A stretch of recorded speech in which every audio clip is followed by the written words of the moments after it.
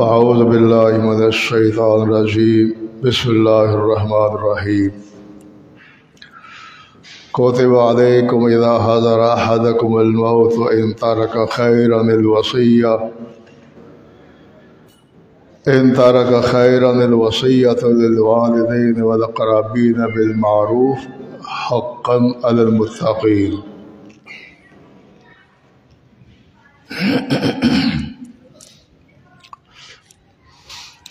آج کی ہماری گفتگو کا موضوع ہے وصیت کے جو احکام اور مسائل ہیں وہ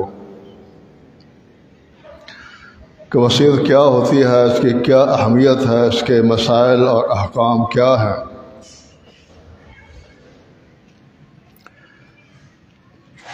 ابتدائی طور پر یہ بات سمجھ لیں کہ پہلے وصیت کرنا فرض تھی، کن کے حق میں؟ رشتہ داروں کے حق میں، ماں باپ کے حق میں، دیگر رشتہ داروں کے حق میں۔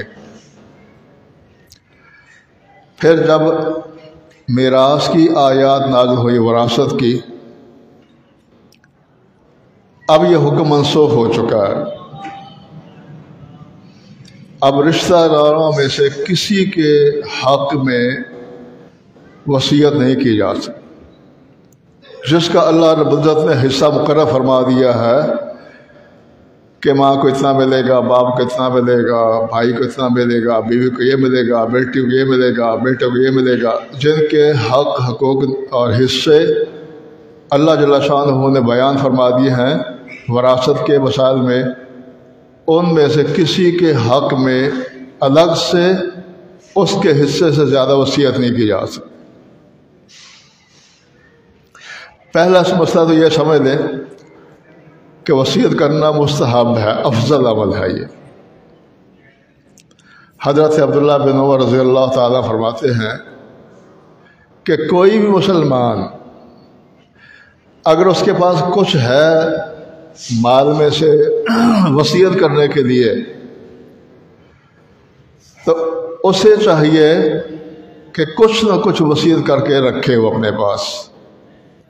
فرمایا پھر 2 راتوں سے زیادہ یا 3 راتوں سے زیادہ گزرنے نہ پائے، تھوڑا دیا اللہ رب العزت مال یا زیادہ دیا اللہ رب العزت مال، اس کے بارے میں کچھ نہ کچھ ورثاء کے علاوہ کسی اور کے حق میں، کسی جو ورثاء میں سے نہیں ہے رشتہ دار، اس کے حق میں کسی اور نیک کام کے حوالے سے کچھ نہ کچھ وہ تحریر بنا کر اپنے پاس رکھے۔ حضرت نافع جو شاگرد ہیں، غلام ہیں حضرت عبداللہ بن عمر کے، فرماتے ہیں کہ میں نے سنا حضرت عبداللہ بن عمر سے رضی اللہ تعالیٰ عنہ، وہ فرماتے ہیں کہ میں نے ایک رات بھی کبھی نہیں گزاری جب سے میں نے یہ حدیث سنی اللہ کے رسول سے کہ مسلمان کو چاہیے کہ ایسا کرے، اس کے بعد میں جب ہر کوئی ایک رات بھی ایسی نہیں گزری کہ میرے تکیے کے نیچے وصیت لکھی ہوئی نہ پڑی۔ تو پہلا مسئلہ یہ ہے کہ وصیت کرنا افضل مستحب ہے۔ اگر کوئی نہیں کرتا تو ہم اس کو گنہگار یا مجرم نہیں کہہ دیں۔ دوسری بات یہ ہے کہ افضل وقت کون سا ہے؟ کیا جس طرح ہمارے ہاں ماحول بنا ہوا ہے کہ موت کا انتظار کریں گے، جب مر گئے بستر پر پڑے ہوں گے اور موت قریب آ جائے گی تو پھر ہم سوچتے ہیں وصیت کرنے کا، تو وصیت کرنی کب چاہیے؟ حضرت ابو ہریرہ کہتے ہیں رضی اللہ تعالیٰ عنہ، صحیح بخاری اور مسلم کی روایت ہے، آپ سے پوچھا گیا اللہ کے رسول سے ایو صدقات خیر، کہ سب سے بہتر صدقہ کون سا ہوتا ہے اور افضل؟ فرمایا کہ جب تو اللہ کی راہ میں خرچ کرو وَأَنْتَ صحیح تندرست ہو، ہٹے کٹے ہو تم، اور تمہیں پتہ ہے میں 4 سال زندہ رہوں گا، اور تمہارے دل میں غنی بننے کا حرص لالچ بھی ہے، اور تم اس پیسے کے محتاج بھی ہو، کسی نہ کسی وقت تمہیں اس پیسے کی ضرورت پڑ سکتی ہے، اس وقت جو اللہ کی راہ میں صدقہ کرو گے نا وہ ہے افضل۔ فرمایا یہ کیا ہوا؟ فرمایا کہ وَلَا تُمْهِلْ حَتَّى إِذَا بَلَغَتِ الْحُلْقُومَ، اتنا انتظار نہ کرو، اتنی تاخیر نہ کرو کہ جب روح یہاں تک آ جائے، حالت نزع طاری ہو جائے، اور پھر سخی بننے کی کوشش کرو اور کہو کہ لفلان کذا و لفلان کذا۔ فرمایا کہ اب تو سخی بننے کی ضرورت نہیں، اب تو خود ہی دے جائیں گے وارث۔ تو جب انسان کو زندہ رہنے کی امید ہو، اب اگر کوئی 25-30 سال کا آدمی ہے، اس کو اندازہ ظاہری طور پر معاشرہ ایسا ہوتا ہے کہ 60-70 سال کی عمر ہوتی ہے، تو فرمایا کہ تما بھی ہو، لالچ بھی ہو، ضرورت بھی ہو، اس وقت جب اگر مال کے ساتھ محبت ہونے کے باوجود اللہ کی محبت کے لیے اللہ کی راہ میں خرچ کرے گا، وہ ہے افضل۔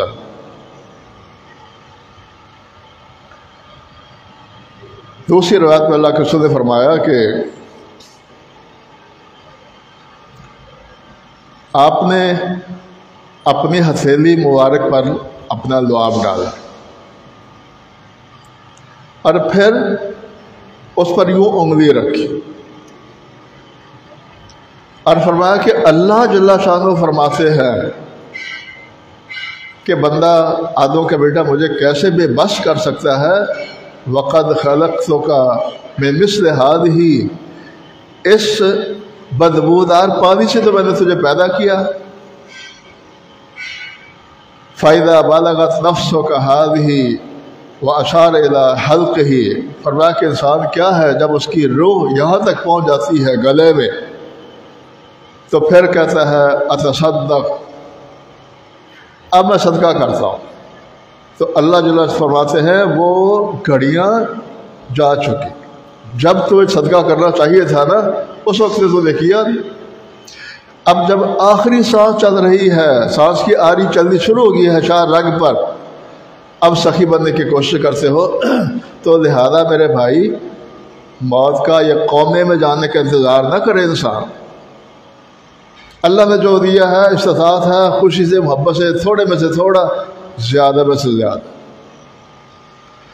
اللہ جل شانہ کے نظام ہے، اللہ جل شانہ غریب جنت کا ریٹ غریبوں سے غریبوں جیسا لیتا ہے، امیروں سے امیروں جیسا۔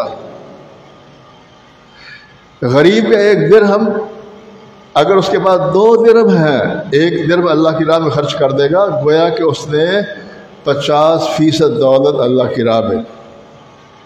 میرے بھائی سخاوت کرنے کے لیے کوئی لمبے چوڑے پیسے کی ضرورت نہیں ہے، جس کی جیب میں 2% ہیں، 1% دے دے اللہ کی راہ میں، اس کا آدھا مال ہے وہ اللہ کی راہ میں۔ اس کے مقابلے میں اگر کسی کے پاس 10 لاکھ ہے نا اور 1 لاکھ اللہ کی راہ میں دے گا، وہ 10%، اس نے 100 میں سے 10واں حصہ دیا۔ اس غریب نے جس کے پاس 2%، جس نے 1 دیا، اس نے آدھا مال دے دیا۔ تو اللہ کے نظام ہے، غریب کو آدھے مال سے بھی، ایک درہم سے بھی جنت دے دیتا ہے۔ تو اللہ جل شانہ یہ دیکھتا ہے کہ اس کی جیب میں کتنا ہے اور اس کی جیب میں کتنا، اسی حساب سے جنت خریدی جائے گی۔ تو آپ نے فرمایا کہ جب موت یہاں آتی ہے پھر کہتا ہے میں صدقہ خیرات کرتا ہوں۔ انس بن مالک کہتے ہیں رضی اللہ تعالیٰ عنہ، ہم ایک دفعہ اللہ کے رسول کی محفل میں بیٹھے ہوئے تھے، ایک شخص آیا اور کہنے لگا اللہ کے رسول فلاں شخص فوت ہو چکا ہے۔ آپ نے فرمایا کہ الیس کان معنا آنفا، یہی بندہ جو ابھی ہمارے پاس بیٹھا ہوا تھا مسجد میں؟ انہوں نے کہا کہ ہاں بلا یا رسول اللہ صلی اللہ علیہ وسلم۔ فرمایا سبحان اللہ کأنہا اخذۃ علی غضب، یہ اچانک پکڑ آ گئی اللہ کی، توبہ کی بھی توفیق نہیں ملی، وصیت کرنے کا بھی موقع نہیں ملا۔ فرمایا المحروم من حرم وصیتہ، بڑا بد نصیب ہے وہ شخص ہے جس کو مرتے وقت وصیت کرنے کا بھی اللہ نے مہلت نہیں۔ تو ہمارے یہاں بھی ایسا ہوتا ہے، اچھا بھلا بندہ ہوتا ہے ہمارے ساتھ نماز پڑھتا ہے، 2 منٹ کے بعد خبر آ جاتی ہے اس کے بارے میں کہ وہ تو فوت ہو گیا۔ تو لہذا اس میں تاریخیں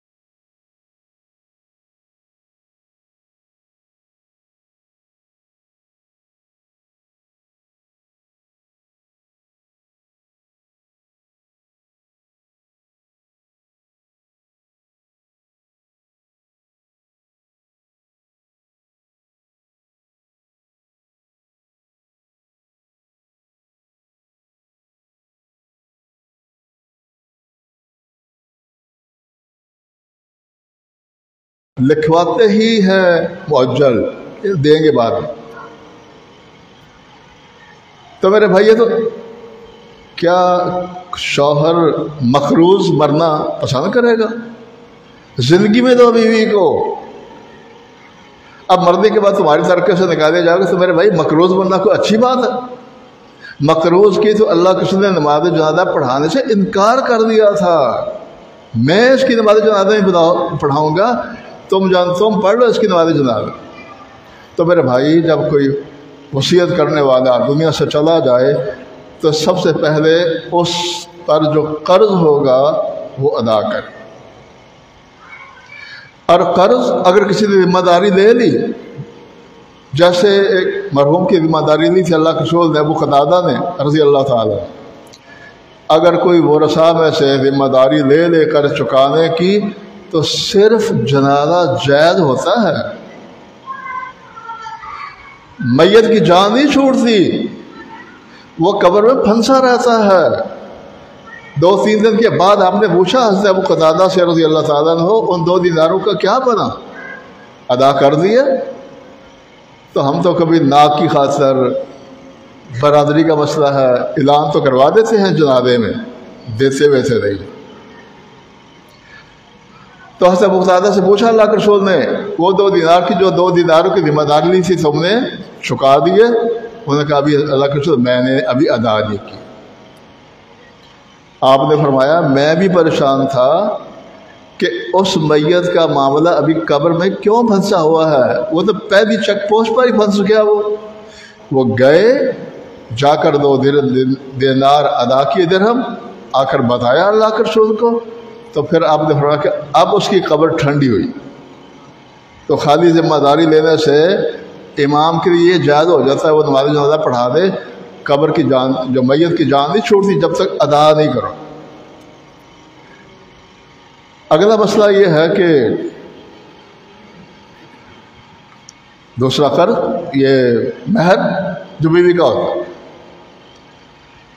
वसीयत में अगर जो जुल्म करता है बाप, उसके बारे में क्या वईद है वो मैं आपके सामने एक हदीस रखता हूँ। कभी बेटों से बात नहीं बनती बाप की, वो जाते जाते जुल्म करके चला जाता है, कोई जो गुंजाइश से ज़्यादा वसीयत करके चला जाता है, उसके बारे में अल्लाह के रसूल ने वईद बयान फरमाया कि एक आदमी और एक मर्द और एक औरत सारी ज़िंदगी नेकी पर ज़िंदगी गुजारती, बिताअतिल्लाह, फरमाया 60 साल ज़िंदगी गुजार देते हैं नेकी में, इबादत में। जैसे मौत आती है वसीयत में वरसा पर जुल्म करके चले जाते।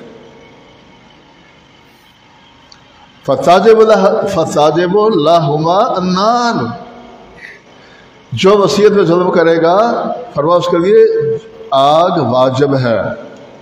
तो मेरे भाई वसीयत करते हुए भी देखें कि कहीं वो रसा के साथ जुल्म तो नहीं हो रहा।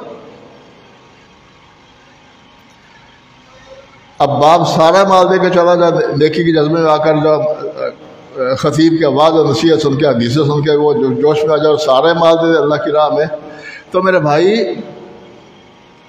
फिर फरमाया कि फिर शरीयत ने एक हद मुकर्रर कर कि इससे ज़्यादा वसीयत नहीं हो सकती।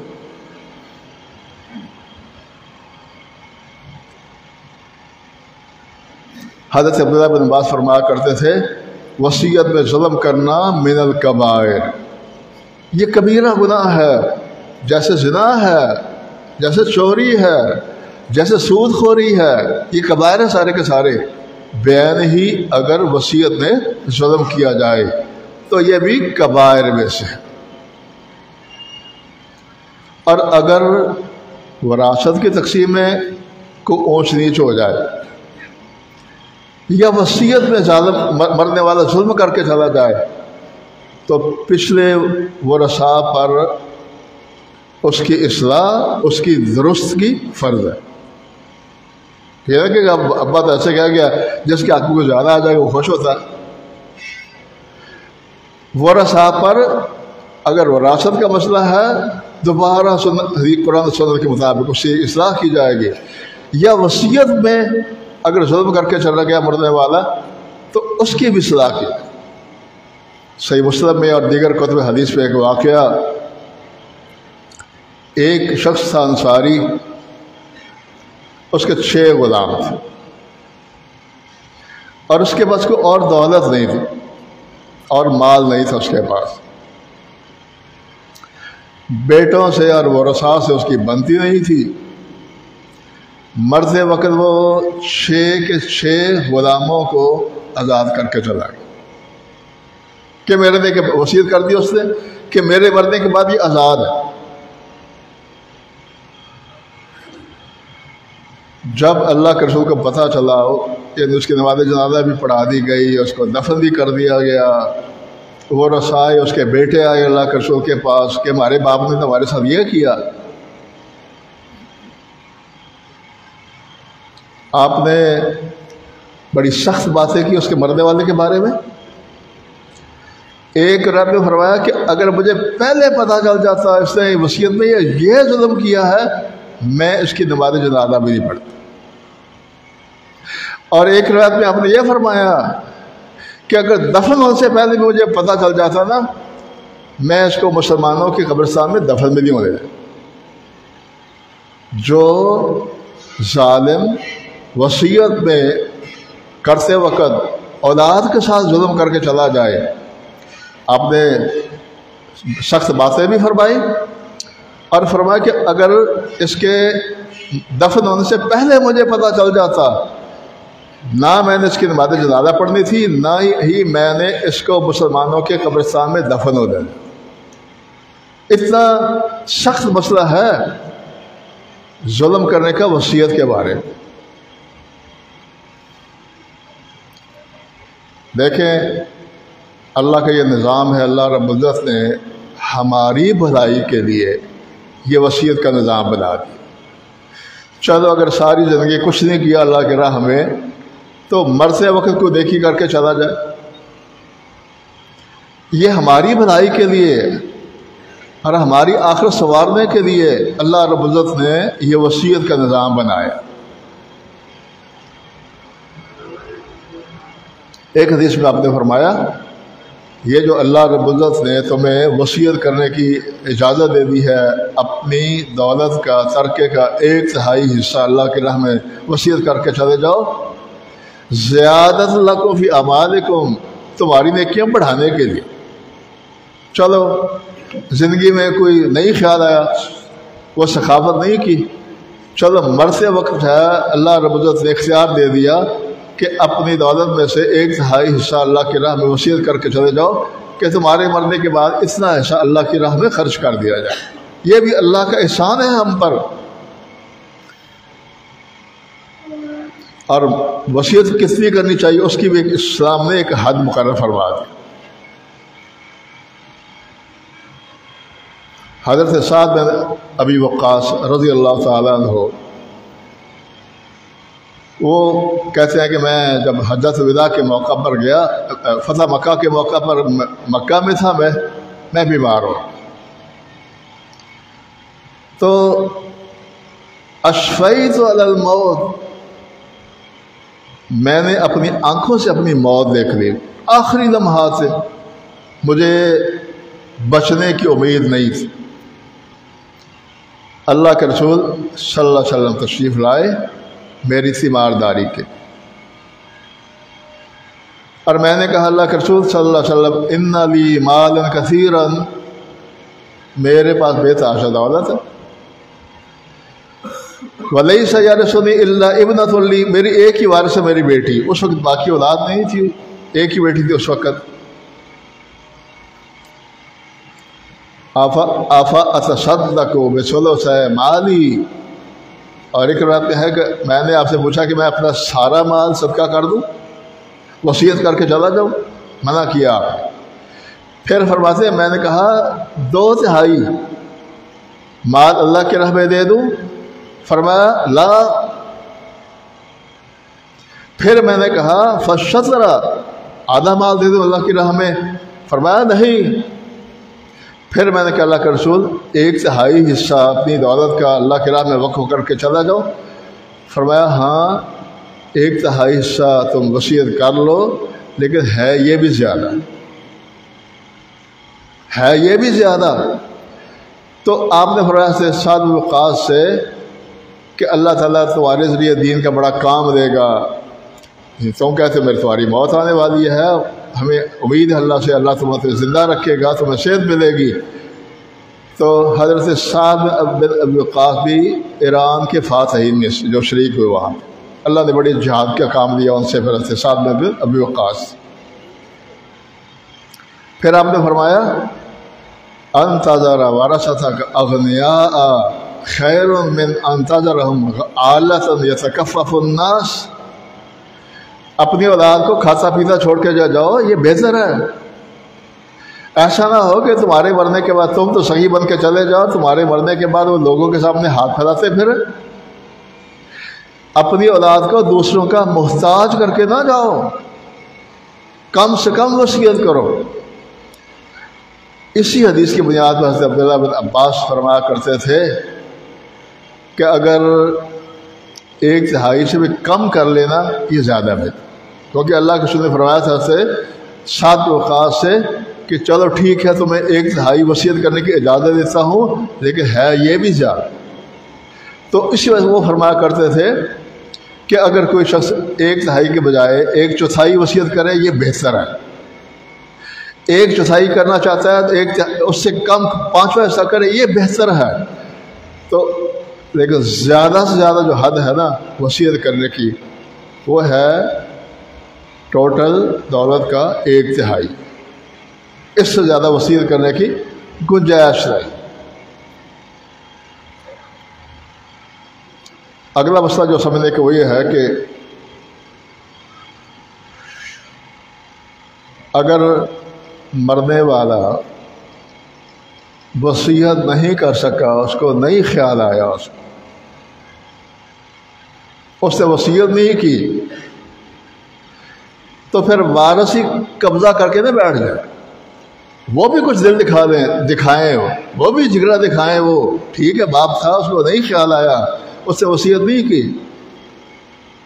تو حضرت ابو ہریرہ کہتے ہیں، صحیح مسلم کی روایت ہے کہ ایک آدمی نے پوچھا اللہ کے رسول سے صلی اللہ علیہ وسلم کہ میرا والد فوت ہو چکا ہے، وتارا کا مال ہے، اس نے دولت چھوڑی ہے، ولم یوصی، لیکن اس نے کوئی وصیت نہیں کی. ہم تو خوش ہوتے ہیں اگر باپ وصیت نہ کرے تو ہم کہتے چلو اچھا ہوا، سارا مال ہمارے پاس ہی آئے گا. اس سائل نے یہ سوال کیا اللہ کے رسول سے صلی اللہ علیہ وسلم کہ اللہ کے رسول میرا والد فوت ہو چکا ہے، وتارا کا مال کثیر، بڑی جائیداد چھوڑ کر گیا ہے، دولت، تو کیا میں اگر باپ کی طرف سے اللہ کی راہ میں خرچ کروں اس کو کفایت کرے گا؟ یکفی عنہ؟ فرمایا ہاں. فرمایا ان تصدق عنہ، ان تصدقت عنہ، اگر میں باپ کی طرف سے صدقہ خیرات کروں تو کیا میرے باپ کو فائدہ پہنچے گا؟ قال نعم. تو میرے بھائی اگر مرنے والے نے کوئی وصیت نہیں کی تو بیٹے ہی جرأت دکھائیں، بیٹے ہی جرأت دکھائیں. میں ذاتی طور پر ایسے واقعات کو جانتا ہوں کہ بھائی فوت ہو گیا، مقروض تھا، وہ دوسرے بھائیوں نے قبرستان میں اعلان بھی کروا دیا کہ ہم اپنے مرحوم بھائی کے قرضے کے ذمہ دار ہیں. وقت گزرتا گیا، لوگ آتے چلے گئے جو جن کا پیسہ تھا. کچھ مہینوں کے بعد وہ بھائی جو بڑا تھا جس نے ذمہ داری لی تھی اور اعلان کروایا تھا، ایک آیا قرض لینے والا، اس نے اس کو بازو سے پکڑا، قبرستان لے گیا اور کہا یہ میرے بھائی کی قبر ہے، لے لو اس سے قرض. اتنے بھی خون سفید ہو جاتے. تو میرے بھائی شریعت کہتی ہے کہ اگر کل کو آپ اس کسی کے وارث بن سکتے ہو، آپ کو ملے گا نا باپ کی طرف سے، تو آپ بھی اللہ کے راہ میں دے دو، باپ کی طرف سے صدقہ خیرات کر دو. تو ہم مسئلے پوچھتے پڑتے ہیں کیا کوئی کسی کی طرف سے کوئی صدقہ کرے گا نیکی ملتی ہے نہیں ملتی، ثواب ملتا ہے یا نہیں ملتا؟ تو میرے بھائی یہ مسلم کی روایت ہے۔ شاعر نے پوچھا میرا والد اس کی دولت تھی اس نے چھوڑ دی اور وصیت نہیں کی، میں اگر صدقہ کروں باپ کی طرف سے پہنچے گا ثواب؟ فرمایا ہاں۔ اسی طرح دوسرا واقعہ، ایک آدمی ہے اور اس نے کہا کہ اللہ سے میری والدہ اچانک فوت ہو، افتتلت نفسها ولم تموت وإني أظنها لو طالبت لتصدقت، کہ اگر لو تکلمت لتصدقت، میری ماں اچانک فوت ہو چکی ہے، اس کو بات کرنے کا بھی موقع نہیں، اور مجھے گمان اپنی ماں کے بارے میں کہ اگر اس کو اس کی اچانک موت نہ آتی اور اس کو بات کرنے کا موقع ملتا وہ ضرور صدقہ کر۔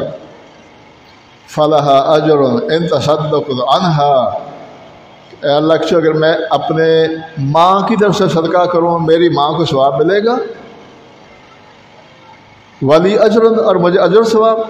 فَقَالَ نَعَمْ، فرمایا ہاں، ماں کو اس کا صدقے کا ثواب ملے گا، تمہیں بھی، تم نے ماں کی طرف سے صدقہ خیرات کیا ہے۔ تو اگر مرنے والا کسی وجہ سے غفلت کی وجہ سے کوئی وصیت نہیں کر سکا، پھر ورثاء کی اخلاقی ذمہ داری کہ وہ کچھ نہ کچھ اللہ کی راہ میں مرحوم کی طرف سے صدقہ کر۔ یہ دو حدیثیں میں نے آپ کے سامنے سنا دی ہے، اور ایک مسلم کی ہے اور دوسری جو حدیث ہے وہ صحیح بخاری اور مسلم کی۔ اور دوسرا، اگر وراثت میں غلطی ہو جائے تقسیم میں، اس کی بھی اصلاح ہو گئی۔ تو ایک بھائی نے سوال بھیجا تھا کہ اگر زندگی میں باپ وراثت تقسیم کر سکتا ہے یا نہیں کر سکتا؟ میرے بھائی اگر زندگی میں کرے گا تو پھر یہ وراثت نہیں ہے، یہ ہبہ ہے، یہ گفٹ ہے، اس میں بیٹا اور بیٹی پر برابر رکھی جائے۔ وراثت تقسیم ہوتی ہے مرنے کے بعد، زندگی میں جو آپ اولاد کو دیں گے یہ ہبہ ہے، اور ہبہ برابر، بیٹا ہو یا بیٹی۔ آپ نے کہا نہیں تھا سے نعمان بشیر کے سے جب ان کے باپ نے وصیت کی تھی گھوڑا دیا تھا ان کو، آپ نے پوچھا سب اولاد کو دیا آپ نے؟ اور ایک روایت میں آپ نے فرمایا ہے دوسری حدیث میں برابری کے حوالے سے، آپ اس سے آپ اندازہ لگا لیں کہ کس قدر برابری چاہیے بیٹا اور بیٹی میں۔ مسند احمد کی روایت ہے کہ ایک شخص آیا اللہ کے رسول کے پاس، مسجد میں بیٹھا ہوا تھا، مسجد نبوی میں، اس کا بیٹا ہے، چھوٹا تھا 2-4 سال کا۔ وہ بیٹا آیا، اس نے بیٹے کو چھاتی سے لگایا، اس کا منہ چوما، پیار کیا اور گود میں بٹھا۔ تھوڑی دیر کے بعد اس کی بیٹی آئی، اس نے اس بیٹی کے ساتھ اس طرح کا سلوک نہیں کیا، پکڑا سائڈ میں بٹھا۔ آپ نے کیا فرمایا؟ آپ نے فرمایا کہ ماں عدلت لہا، تو نے بیٹی کے ساتھ انصاف نہیں۔ بیٹے کو چوم رہے ہو تم، اور اس بیٹے کو تو نے سینے سے لگا رہے ہو، چوم رہے ہو، گود میں بٹھا دیا، اور بیٹی ہے اس سائڈ پہ پکڑ کے ادھر بٹھا دی ہے، تم نے ماں عدلت لہا، تو نے بیٹی کے ساتھ انصاف نہیں کیا۔ میرے بھائی اتنا اس حد تک برابری بیٹے اور بیٹی کی فرض ہے۔ اگر زندگی میں کوئی اب دولت تقسیم کرنا چاہتا ہے، میرے بھائی سیدھی بات یہ ہے، ہم اللہ سے بھی زیادہ شانے بننے کی کوشش کرتے ہیں۔ اللہ نے ایک نظام بنا دیا وراثت کا، سب کو پتہ وراثت کب ہوتی ہے۔ اللہ نے ایک نظام بنا دیا، ایک دستور بنا دیا، ایک قانون بنا دیا ہے۔ ہم بڑے چلاک ہوشیار بننے کی کوشش کرتے ہیں کہ کل کو بیٹے جھگڑیں گے آپس میں، فساد ہو جائے گا، میں زندگی میں سب کچھ کر کے چلا جاتا ہوں۔ میں ایک شخص کو جانتا ہوں، فوت ہو گیا بیچارہ، اس نے اس پر عمل کیا، جائیداد ترکہ تقسیم کر دیا بیٹوں میں، بعد میں پھر وہ بیٹوں کا محتاج رہا۔ اگر اس نے میڈیسن بھی منگوانی ہوتی تھی نا، وہ بیٹے وہ بھی حساب کتاب میں لکھ لیتے تھے کہ آج ابا کتنی گولیاں آئی۔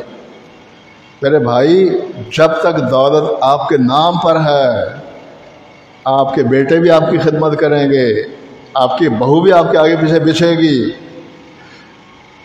اپنے نام پر اس کو پتا ہے یہ ابا سب کچھ ہے، اسی کے پاس ہے سب کچھ۔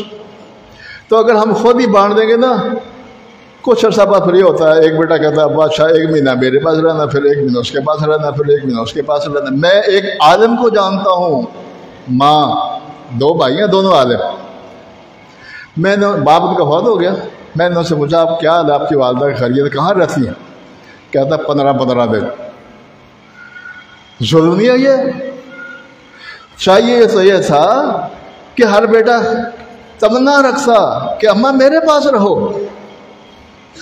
اب وہ دونوں عالم ہیں، بڑے واٹس ایپ پہ ان کے لیکچر کلپ بھی آتے ہیں ان کے، کہنے کہ 15 دن ہم نے طے کر لیا، ہم نے 15 دن والدہ میرے پاس رہتی ہے، 15 دن میرے بھائی پاس رہتی ہے۔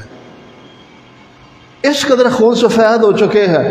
میرے بھائی اپنے ہاتھ میں رکھیں سب کچھ، بیٹے بھی آپ کی خدمت کریں گے، بہو بھی آپ کی خدمت کرے گی۔ تو شریعت میں پہلی بات یہ ہے کہ زندگی میں وراثت کی تقسیم کا کوئی مسئلہ ہے ہی۔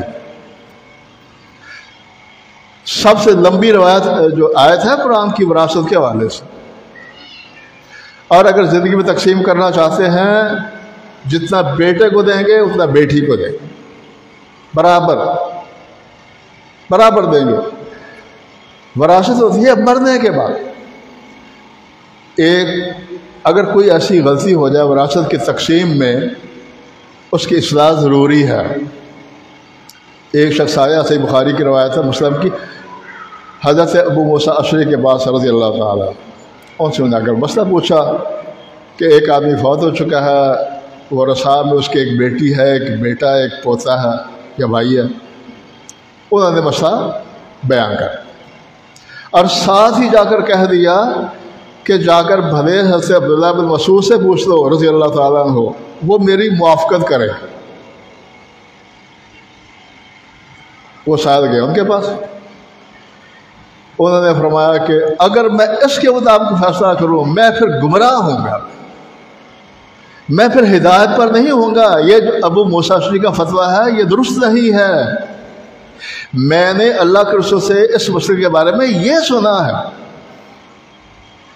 تو میرے بھائی حدیث رسول کے مقابلے میں اگر ابو موسیٰ اشعری کی بات نہیں سنی جا سکتی تو ہم کسی نیچے میں سے کسی کی کیسے سنیں؟ مالک شافعی کی آمد کی کیسے سنیں گے آپ؟ تو فوراً پھر انہوں نے اصلاح کی، اور اسی طرح اللہ کے رسول نے وہ جو غلاموں کا مسئلہ تھا 6 آزاد کر دیے تھے، اس کی اصلاح کی آپ نے۔ وہ کیا آپ نے؟ غلاموں کو بلایا، 6 تھے وہ، آپ نے جوڑے بنائے 3، 2، 2، 2، پھر قرعہ اندازی کی، تو جن 2 غلاموں کے نام پہ قرعہ نکلا ان کو تو کر دیا آزاد وصیت کے مطابق، 4 واپس مرنے والوں کے بیٹوں کے حوالے کر دیے۔ اس کی وجہ یہ تھی کہ وہ 1/3 سے زیادہ وصیت کرنے کا حقدار نہیں تھا مرنے والا۔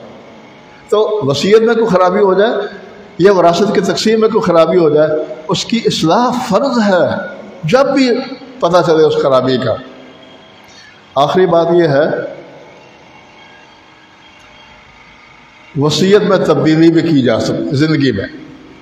مثلا میں نے ایک وصیت کی اور میں بعد میں اگر میرا کوئی ذہن بنتا ہے میں اس کو کمی کر لوں، کوئی زیادتی کر لوں، تبدیلی کر لوں، تو یہ بھی جائز ہے۔ حضرت عمر فاروق رضی اللہ کا فتویٰ سنن دارمی میں، حضرت عائشہ رضی اللہ تعالیٰ کا فتویٰ سنن دارمی میں، وہ فرماتے ہیں کہ اگر کوئی شخص وصیت میں، حضرت عمر فاروق فرماتے ہیں یحدث الرجل فی وصیتہ ما شاء، ہر شخص اپنی وصیت میں اگر کوئی تبدیلیاں کرنا چاہے کسی بھی قسم کی تو کر سکتے۔ مثال کے طور پر آپ نے وصیت کی تھی میں 1 لاکھ روپے دوں گا، آپ 50,000 دے دیں، اس میں کمی بیشی کر لیں، شریعت نے اس کی اجازت ہے۔ فرمایا کہ وہ ملاک الوصیت آخرها، جو وصیت نافذ ہوگی نا، وہ جو آخری آپ طے کریں گے نا وہ۔ اسی طرح کی روایت حضرت عائشہ سے رضی اللہ تعالیٰ عنہ کہ اگر کوئی شخص وصیت میں یہ لکھ دے ان حدث بھی حدث موتی،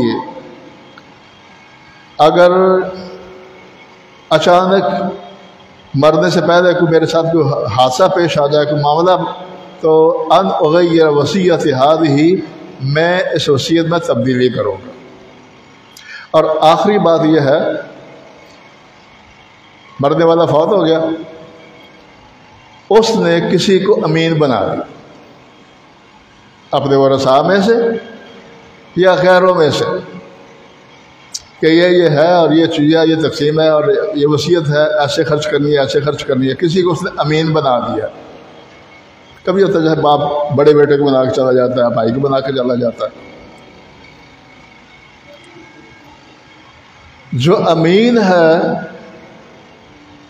وہ اس وصیت میں سے کوئی چیز نہ قرضاً لے سکتا ہے نہ خرید سکتا، نہ بطور قرض کے نہ خرید سکتا ہے۔ اب دیکھیں، اگر کسی نے وصیت کیا کہ یہ میرا مکان ہے، بیچ کے اگر آپ کی ذمہ داری لگا دے، میری کی ذمہ داری لگا دے مرنے والا کہ یہ میرا مکان ہے، بیچ کے فلاں کام پہ خرچ کر دینا، میرے لیے حرام ہے کہ میں مکان خریدوں گا۔ میں امین ہوں، میری اس نے ذمہ داری لگائی تھی، جو امین مقرر کیا جائے گا وہ وصیت کے حوالے سے کوئی چیز نہ خود خریدے گا نہ اس میں سے بطور قرض کے لے گا۔ اب مثال کے طور پر کسی نے وصیت کی ہے کہ یہ میری گاڑی بیچ کے اللہ کی راہ میں دے دو، اگر وہ مجھے کہہ کے چلا جاتا ہے تو میرے لیے حرام ہے کہ وہ گاڑی خریدوں۔ بھلے کبھی انسان بہت چالاک بننے کی کوشش کرتا ہے، میں دوسروں سے 4 پیسے زیادہ دوں گا، میرے بھائی رکھو اپنے پاس، بازار سے لے لو۔ پھر اور قرض بھی نہیں لی جا سکتی وقتی طور پر۔ اگر میرے پاس پیسہ ہے وصیت کا تو میری اس سے ذمہ داری لگائی تھی یہ پیسہ اس سے یہ بانٹنا ہے، تو میں اس پیسے میں سے قرض بھی نہیں لے سکتا۔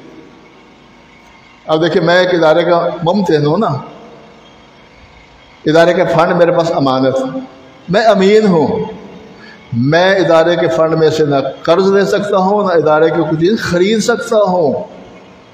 حضرت عبداللہ بن مسعود رضی اللہ تعالیٰ کے پاس ایک شخص آیا، وہ آ کر کہنے لگا کہ